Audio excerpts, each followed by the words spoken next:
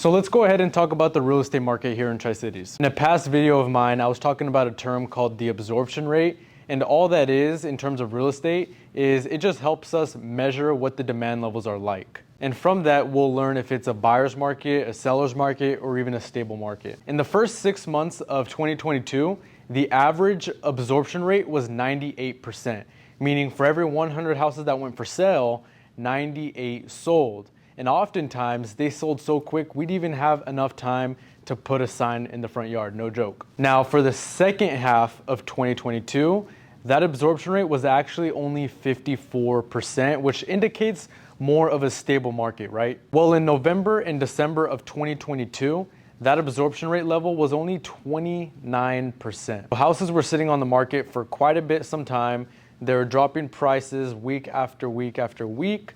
Any offer that a buyer submitted, pretty much the seller was covering the closing cost, right? Now, the reason demand levels have decreased is for a multitude of reasons, but the main one being interest rates have been rising. In November, they peaked at right about 7.5%, almost 8%.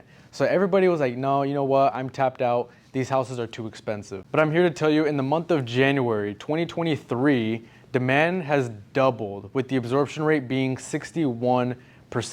So that indicates to us that it's leaning a little bit more towards a stable market. Who knows if we're headed back to the seller's market. Now, the reason demand doubled or increased is, like I said, for a multitude of reasons, but one of the main reasons is that interest rates have been improving. Now, you want to talk to a lender about this because an interest rate that you get is really dependent on the lender that you use and your credit profile. But interest rates are looking about a high 5%, low to mid 6% right now. So theoretically, as interest rates improve, we'll start to head back to that seller's market that we were experiencing. I think that's important to know for everybody that's kind of on the fence about buying a house or not. And the reason I say that is because you hear all over the news that it's a buyer's market, sellers are paying for all the closing costs, which is true.